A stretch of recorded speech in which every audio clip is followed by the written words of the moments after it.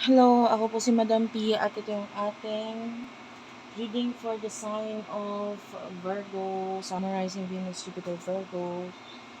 Take only what resonates. For those of you na gustong magpa-personal reading, doon na lang po kayo sa aming Facebook page magtungo. Ito yung aming Facebook page. Wait lang guys, ipakita ko lang. Ayan po yung aming Facebook page. Pag di mo ma-search, hashtag Madam PTV. Nagiging transparent lang po. Sinasabi ko lagi sa video para maiwasan po ninyo yung mapunta kayo sa mga scammer or poser na nagpapakilala nga ako kasi marami po sila. So, ito yung aming TikTok at Unicorn Princess Tarot. Make sure yung followers is now sa 150,000 mahigit na. Yung mga bago pa lang yung followers na account, hindi po ako yon. Ayan, hindi rin po ako para mag-message sa inyo. Kaya kung may magme-message sa inyo, nagpapakilala lang ako, ganito rin yung gamit na profile picture. Actually, binago ko po muna saglit ang aming profile picture. Default muna, no? Yung walang muka. Kasi nga, ginagamit yung aking photo sa hindi maganda. And then, ito yung aming WhatsApp. Ayan, i-screenshot mo na lang to, i-scan mo sa WhatsApp if you want to connect doon naman sa WhatsApp. And ito yung aming GCash number, so kailangan ko ring ipakita kasi of course, pag ibang number yung ibinigay sa inyo, hindi ako yon. Madam Unicorn P, ayan. And ito yung aming Gmail, pero hindi ko to masasuggest kasi mahirap mag-send ng photo sa Gmail. Lagi siya nagko-queued. And ito yung aming Google Chat. Pwede rin naman sa Google Chat. May mga admins naman ako guys na mag-a-assist sa inyo. Kaya nga malalaman yung hindi scam or poser pag nagpapakilala ako kasi may mga admin ako na nag-a-assist sa mga gustong magpabook sa akin. Kaya never naman na ako yung nag-assist or nag-message. Yan, dahil po marami din po akong business at marami rin akong nag-aasikaso kaya meron po talaga nag-handle ng aking mga Facebook or ng aking mga accounts para sila yung sila ang magpa-schedule para sa inyo sa mga gusto magpabook. Anyway, this is for the sign of Virgo. Ang tagal kong hindi nagamit itong card na to. I'm very excited to use this for you. Lalo na, the Hermit Tarot. O, tamang-tama para sa inyo yan. Because you represent the Hermit sa Tarot deck. So, what do we have here for the sign of Virgo? Sun, Moon, Rising, Venus, Jupiter, Virgo. Main energy, you do have your, I dream about you a lot, too much. I never imagined so much perfection. Wow, this is you. I feel like meron kang person na iniisip ngayon, like you're daydreaming about this person. May mga bagay kang iniisip in the future, like may mga manifest, yung iba maybe in the past, yung mga tinitignan mo in the past regarding sa connection ninyo with this person. And yung iba sa inyo, wala kang makitang mali or hindi mo nagugustuhan sa taong to. Of course, meron naman tayong mga yung mga imperfections, no? Pero for you, yung mga imperfections nitong taong to, you see that as perfect pa rin. Kasi, of course, siya yun eh. 'Di ba? And for now, nakikita natin, hindi mo alam kung ano ang gagawin mo. You are feeling stagnant. I can see Gemini, Libra, Aquarius energy. Parang hindi mo alam kung anong actions ang dapat mong gawin. Parang more on imagination, more on pag-iisip lang ginagawa mo dito sa person na to. I need more time. This is your energy. And you do have here, I am manifesting you. You are right. Seek professional advice. So you see this person especially na parang pwedeng may mga sinabi siya sa you in the past na parang napatunayan mo na oo nga no, parang ganun, parang napapaano ka na rin. And you feel like itong person na to ay someone that you really want, that you really dreamed of. Parang siya yung dream man or dream woman mo. Okay? So wala naman tayong gender specific dito.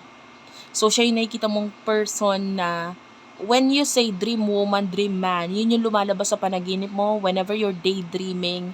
Siya yung laging pumapasok. So, siya yung talaga yung gusto mo. O, 'di ba, yung dream man, dream woman sa buhay mo.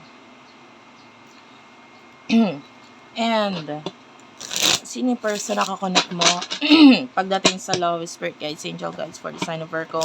Sun, Moon, Rising, Venus, Jupiter, Virgo. Alam mo, I feel so excited sa energy mo.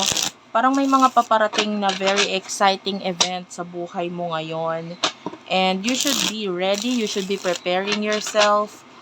Ayan, ano mo lang, i-manifest mo yung mga positive na energy sa buhay mo. Paparating na yan.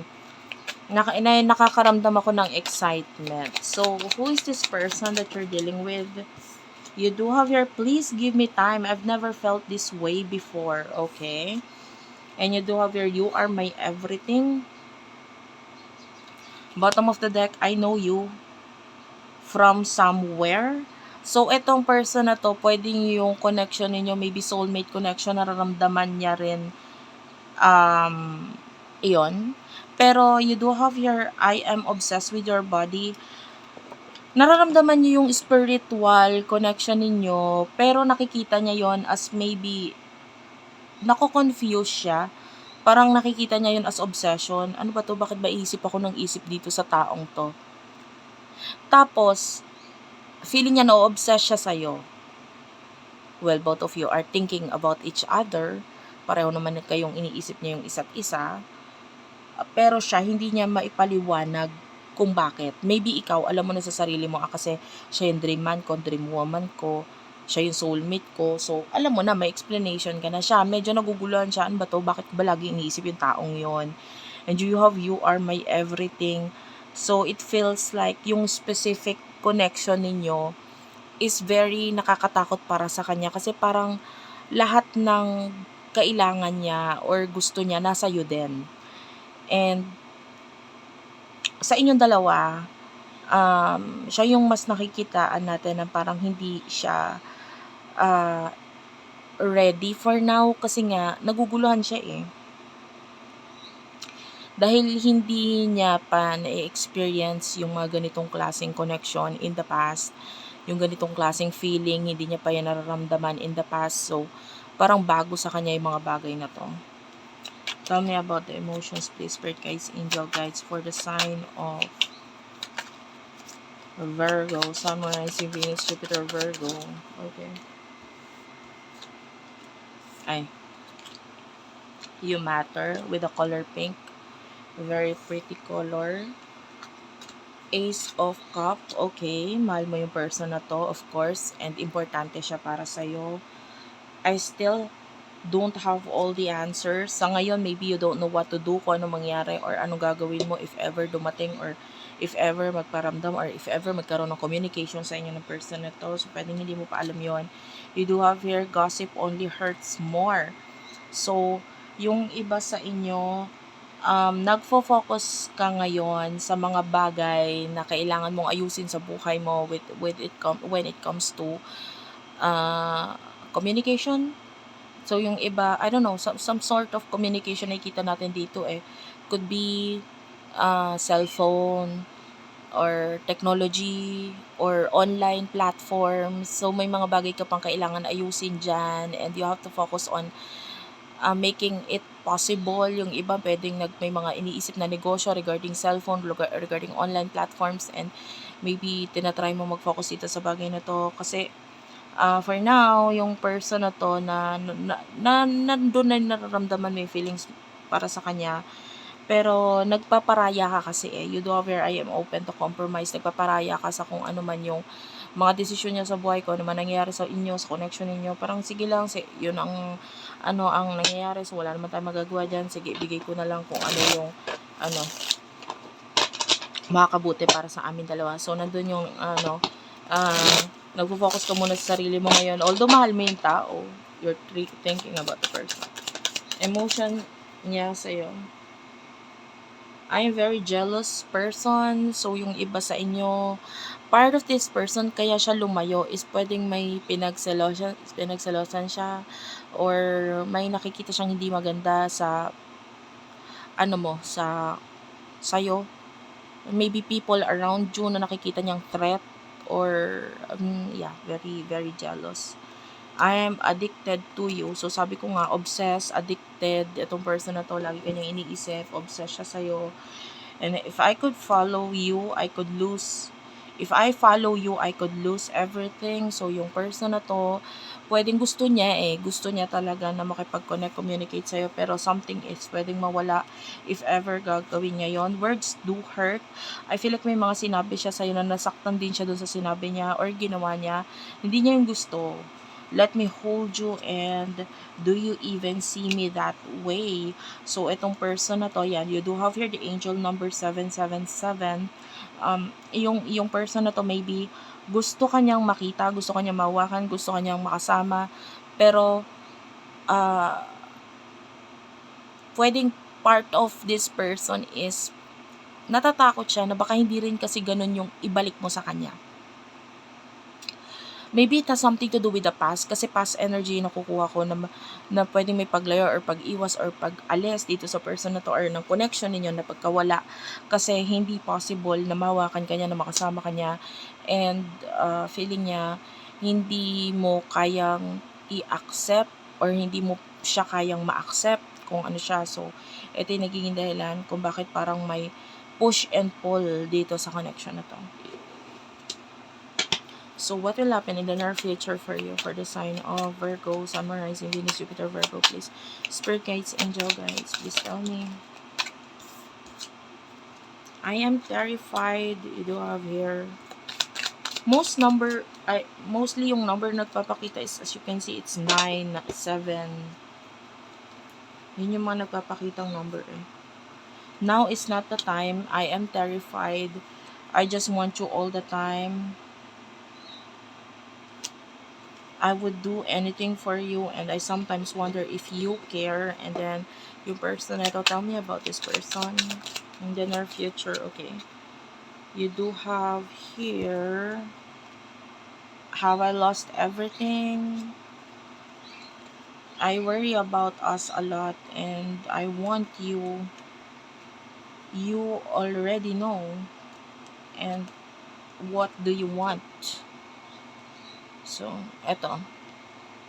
For what I can see here, eto, nakikita natin ito as sa side mo, pwedeng may confusion ka pa rin. Kasi nga, may mga mixed signal, or pwedeng hindi siya masyadong communicative, or hindi niya nasasabi sa'yo kung ano yung emotions niya, ano gusto niya mangyari, etc. So, medyo mahirap para sa'yo kung anong dapat mong i-expect dito sa person na to. So, I feel like nandun yung,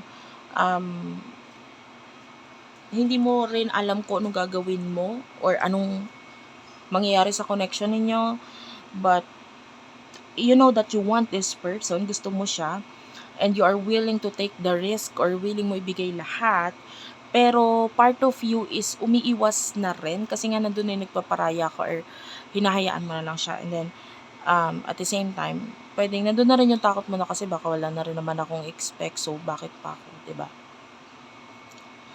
And I feel like with the now is not the time, maybe yung iba sa inyo, now is not the time to wait, now is not the time to do that, kaya yung iba, most of you, pwedeng nandun yung mas more on ending, kasi nandun yung care mo sa kanya, pero you care about yourself too, you care about your future, diba? Kung ano yung pananaw mo, ano gusto mong mangyari sa future, kung hindi mo naman siya nagiging malabo na makita mo siya dun sa future mo, so nandun yung parang, sige, sarili ko na lang muna, ganito, ganyan. Masakit para sa yun, but I feel like nandun yung you want more from this person. Diba, yung iba sa inyo, you even want sex, you even want relationship, commitment, parang ganun. Pero hindi niya kasi kayang ibigay. So, sa person nito, what do you want? This is the question for this person. So, in the future, I feel like wala rin siyang answer regarding sa kung anong gusto mong mangyari. Pwedeng hindi ka naman kasi para sabihin sa kanya yon, hello. Tapos siya naman, parang hindi niya rin alam ano bang gagawin dito sa connection na to, whatever. So, eto yung person na to, kakatingin niya dun sa mga bagay na nawawala or mawawala sa kanya. Hindi niya na-realize na yung ikaw, na which is kung ano yung meron talaga siya, you are the everything eh. Tapos, ang ending, pag nawala ka, dun pa niya marirealize na kakatingin ko sa ibang bagay or ibang parte ng buhay ko na mahalaga sa akin, yung pinakamahalaga sa akin na wala palalo pala sa akin. And I feel like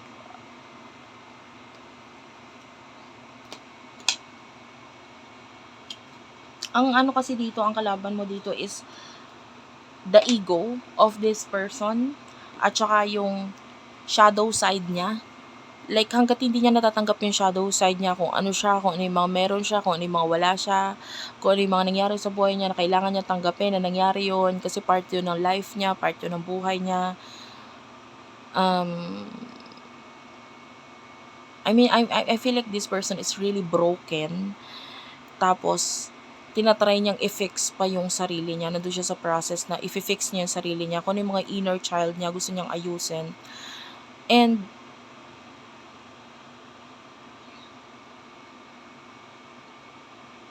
I feel like gusto niya ng support coming from you, pero hindi mo naman magawa yon. Because of course, you want to build something. Pero hindi nga siya ready kasi. Anyway, for those of you dealing with your twin flame or soulmate, ganun talaga. Trust me. Yung twin flame, hindi ka pwedeng makialam sa kung ano yung journey niya, kung paano niya i-accept yung sarili niya. Like, sarili niyang lesson yon eh. Hindi ka pwedeng makialam. 'Di ba? Kasi, hindi yun makakatulong. Hindi yun makakatulong. The only way para mag-heal siya is of course pag natutunan niyang i-accept yung sarili niya. And kahit sabihin mo na sabihin sa kanya ganito, ganyan, hindi niya yun maintindihan. Hindi niya yun magigets. Kahit sabihin mo yung mga spiritual na bagay na to, ganito, ganyan. Pwede maging malaki ang tulong mo para ma-open yung spiritual side niya. Pero it doesn't matter. It doesn't mean na spiritual yung connection ninyo is mabubuo because of that. So, hindi ka pwede makialam sa sarili niyang journey. And yun yung nagpapatagal sa mga twin flame connections. A lot of you. Okay? So anyway, yung mga hindi nasa twin flame connection, alam mo naman yun, huwag mong ipilit at huwag mo nang gustuhin. It's very hard. It's a very hard connection. It's worse than telenovela. So, mahirap siya. Okay, so anyway, thank you for watching. I love you all. Please do like and subscribe. And again, if you want to book a personal reading, doon na lang po sa aming Facebook page. Check mo na lang yung earlier part of this video para malaman mo kung paano. Thank you for watching. I love you all and bye-bye.